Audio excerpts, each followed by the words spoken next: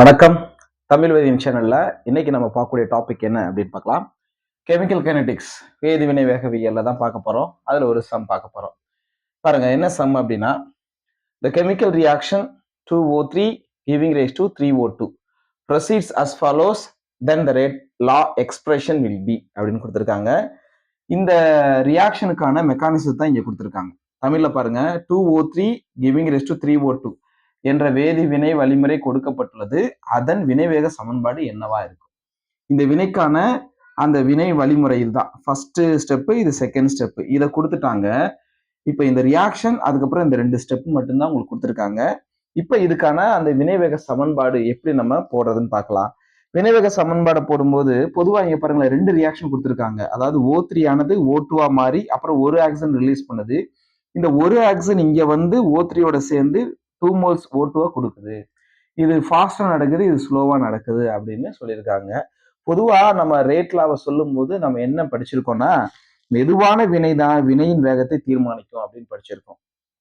அந்த அடிப்படையில இந்த ஸ்லோ ரியாக்ஷன் தான் அதுல ஈடுபடக்கூடிய வினைபடு பொருட்கள் தான் அந்த ரேட்டை தீர்மானம் பண்ணணும், வினை வேகத்தை. அப்ப அதுக்கு ரேட் அந்த வினை வேக சமன்பாடு எழுதுனீங்கன்னா என்ன கிடைக்கலாம்? இந்த ஸ்லோ ரியாக்ஷனுக்கு மட்டும்தான் எழுதணும். R is equal to K into O into O3 அதை போட்டுக்கலாம். ரைட் தானே? இப்ப இந்த ஆக்சிஜனுடைய செறிவு இருக்கு பாத்தீங்களா? இந்த செறிவு முழுமையாக இந்த ஸ்லோ ரியாக்ஷன்ல நம்ம கண்டுபிடிக்க முடியாது. ஏன்னா இது எங்க இருந்து வருது? ஒரு மீள் வினையிலிருந்து வருது. மீள் வினையில ஈடுபடக்கூடிய எந்த ஒரு பொருளும் முழுமையாக அடுத்த வினைக்கு என்ன செய்யாது? போகாது. ஏன்னா அது முன்னோக்கு வினையும் நடக்கணும், பின்னோக்கு வினையும் நடக்கும். அதனால இப்ப இந்த ஓவோடைய செறிவை இந்த ஸ்லோ ரியாக்ஷன்ல நீ கணக்கிட முடியாது.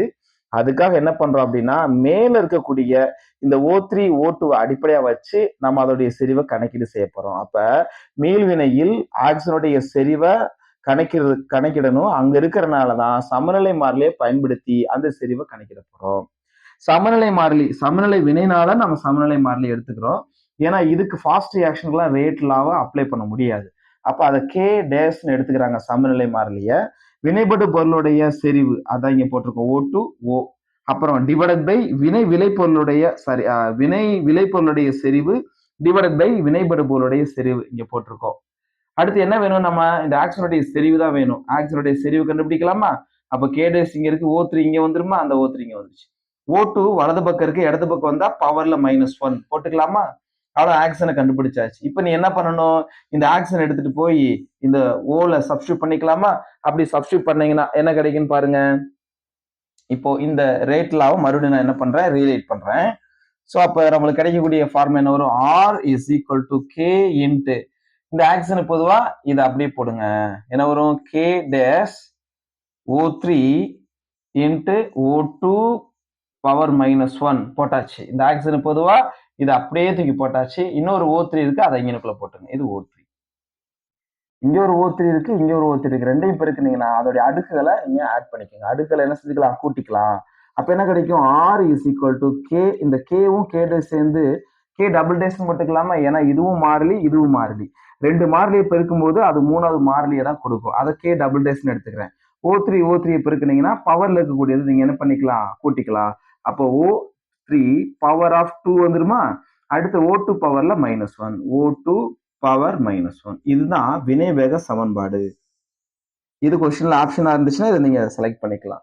இப்போ ஒருவேளை வினை அதோடைய படி வினை வரிசை கேட்டாங்கன்னு வைங்களேன். வினை வரிசை கேட்டா அந்த செறிவுல மேல இருக்கக்கூடிய பவர்ஸ் ஆட் பண்ணுங்க. அதாவது 2 - 1 = +1 கிடைக்குமா? அப்ப என்ன வரிசை? முதல் வரிசையை சார்ந்ததாக என்ன செஞ்சுக்கலாம்? நம்ம இதை எடுத்துக்கலாம். ஓகேங்களா? தேங்க்யூ.